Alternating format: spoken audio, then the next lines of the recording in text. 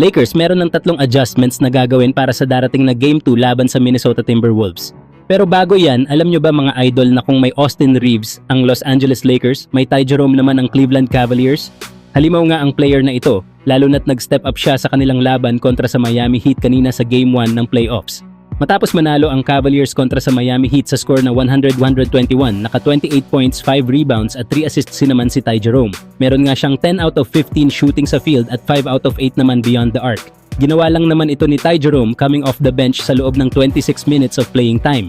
Mala starter nga ang datingan mga idol at akala mo talaga si Austin Reeves at Brandon Podziemski lang maglaro. Dati na rin itong naglaro sa Golden State Warriors noong 2022 sa isang two-way contract. Pero matapos ang isang season, lumipat siya sa Cleveland Cavaliers at nag-sign ng 2-year deal na may halagang $5 million. Bagamat mababa ang kanyang minuto dahil sa pagiging bench player, nag-average pa rin siya ngayong season ng 6.9 points, 1.7 rebounds at 3 assists per game. Meron din siyang 38.9% shooting sa 3-point range habang naglalaro siya ng 18.1 minutes per game ngayong season. Kaya solid na guard na ito ng Cleveland Cavaliers. Marunong kasi siya magbasa ng depensa at mag-set ng play.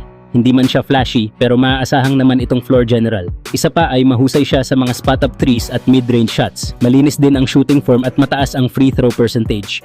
Ang maganda pa dito, isa siyang elite na defender na may effort talaga. Higit sa lahat, mahusay siyang backup point guard at maaasahan ng kanilang team habang nakaupo ang kanilang mga starter. Pero kayo mga idol, ano ang masasabi nyo kay Ty Jerome na lalo pang gumagaling sa Cleveland Cavaliers? Samantala mga idol, ito naman ang tatlong rason kung bakit babawi ang Lakers sa Game 2 laban sa Timberwolves. Una ay si LeBron James. Siguradong babawi siya matapos ang malamig na simula sa Game 1, kung saan umiskor lang siya ng 19 points. At unang beses sa buong career niya na hindi siya nakascore sa first quarter ng isang playoff game. Alam naman natin na kapag hindi agresibo si LeBron, hirap manalo ang team niya. Kaya ngayong nakita na ng Lakers na hindi kakayanin ni Luka mag-isa, tiyak na aakuin na ni LeBron ang responsibilidad sa Game 2. Pangalawa, si Luka Doncic. Patuloy niyang aabusuhin ang depensa ni Rudy Gobert. Kahit na isa sa mga pinakamahusay na rim protector si Gobert, hirap siya kapag pinapalabas sa perimeter. Dito siya sinamantala ni Luka sa Game 1. Napafoul agad at nalimitahan sa 2 puntos lang. Kaya sa Game 2, asahan natin na ulit-ulitin ni Luka ang ganitong opensa para samantalahin ang kahinaan ng Timberwolves sa switching. At pangatlo, si Coach JJ Redick.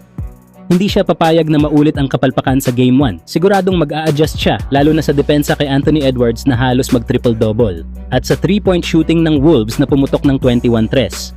Asahan natin na mas magiging agresibo ang depensa ng Lakers lalo na sa perimeter.